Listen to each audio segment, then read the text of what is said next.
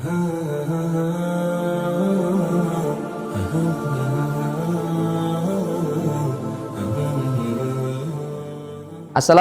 warahmatullahi wabarakatuh.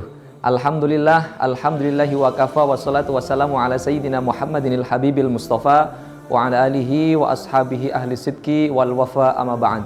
Wa qala ta'ala fi kitabihil karim, a'udzu billahi minasyaitonir rajim, bismillahirrahmanirrahim, wa nunazzilu minal qur'ani ma huwa shifaa'u wa rahmatul lil mu'minin wa la yazidu zalimina illa khusara.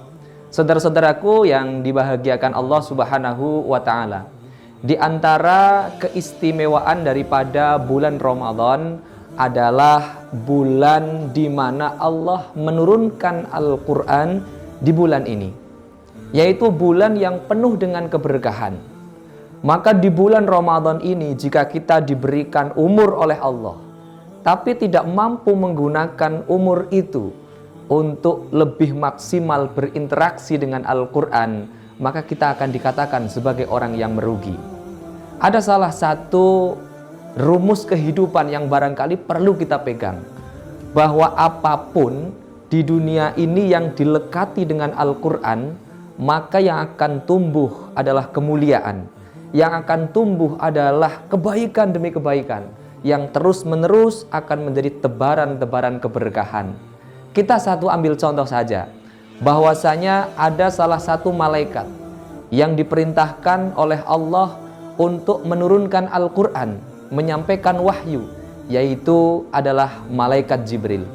Malaikat Jibril ditempeli Al-Quran oleh Allah, maka malaikat Jibril bukan hanya sebagai malaikat biasa, tapi disebut sebagai Sayyidul Malaikah, pimpinannya para malaikat. Kemudian yang kedua, Rasulullah Shallallahu Alaihi Wasallam, Al-Quran diturunkan melalui malaikat Jibril, lalu kemudian ke Rasulullah Shallallahu Alaihi Wasallam. Rasulullah sebagai seorang bashar, manusia, dikatakan lakal bashar, tidak seperti manusia. Kenapa bisa demikian? Karena beliau Sayyidul Anbiya wal Mursalin.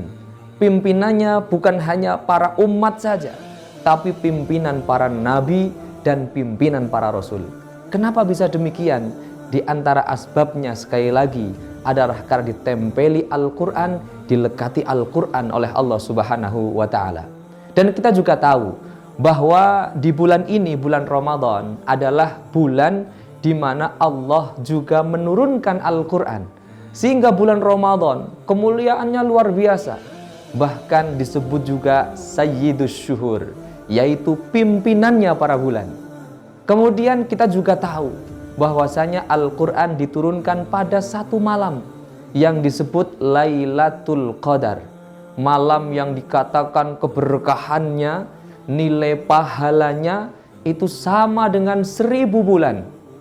Maka karena Lailatul Qadar ini, Allah turunkan Al-Quran di malam itu. Lailatul Qadar disebut sebagai Sayyidul Layal, pimpinannya para bulan. Maka dengan ini mengetahui rumus kehidupan yang luar biasa ini, bagaimana apapun yang dilekati Al-Quran, yang ditempeli Al-Quran, akan tumbuh menjadi suatu keberkahan, akan berkembang menjadi suatu kebaikan. Maka bayangkan ketika Al-Quran kita tempelkan kepada anak-anak kita, maka insya Allah akan menjadi anak yang soleh, anak yang penuh dengan kebaikan. Al-Quran kita tempelkan di keluarga kita, maka akan menjadi bagian daripada keluarga yang aman, tenang, tentram, sakinah, mawadah, warahmah. Begitupun dengan masyarakat. Ketika Al-Quran ditempelkan di masyarakat, maka akan menjadi masyarakat yang Qurani. Maka di bulan Ramadan ini, marilah kita hidupkan Al-Quran. Karena Al-Quran turun di bulan ini, keberkahan akan menyebar dan meliput kepada diri kita. Minimal ada beberapa hal yang bisa kita lakukan agar bisa berinteraksi dengan Al-Quran. Yang pertama adalah dengan membaca Al-Quran. Membaca Al-Quran maknanya adalah sekedar kita membaca saja. Kita membaca satu huruf dalam Al-Quran, maka diberikan pahala 10 kebaikan oleh Allah. Bayangkan ketika kita membaca Alif Lam Mim, 3 huruf artinya kita mendapatkan 30 kebaikan. Bagaimana Ustadz kalau membacanya terbata-bata, membacanya belum lancar, maka terbata-bata sekalipun pahalanya dibesarkan oleh Allah, utamanya di bulan Ramadan ini. Yang kedua, cara kita berinteraksi dengan Al-Quran adalah dengan cara tilawah. Tilawah berbeda dengan qiraah. Kalau tilawah ini lebih pada bagaimana kita bukan sekedar membaca, namun sampai dengan memahami maknanya. Artinya dengan kita memahami makna Al-Quran, maka Al-Quran bukan hanya sebagai sekedar bacaan, tapi bisa menjadi petunjuk bagi kita semua.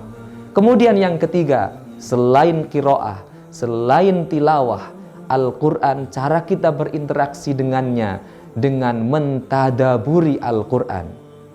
Bukan sekedar membaca, bukan sekedar memahami maknanya, namun kita renungkan dalam hati kita sehingga mewujud dalam semua aspek kehidupan kita. Yang terakhir, interaksi kita dengan Al-Quran adalah dengan memahami sekaligus mengamalkannya.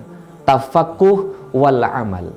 Artinya dengan kita memahami lalu mengamalkan Al-Quran. Al-Quran sebagaimana tujuannya sebagai hudan, sebagai petunjuk, akan betul-betul menjadi petunjuk bagi kita selaku hamba-hamba Allah. Yang sedikit ini semoga bermanfaat. Kesepian tanpa kekasih. Cukup sekian dan terima kasih. Wassalamualaikum warahmatullahi wabarakatuh.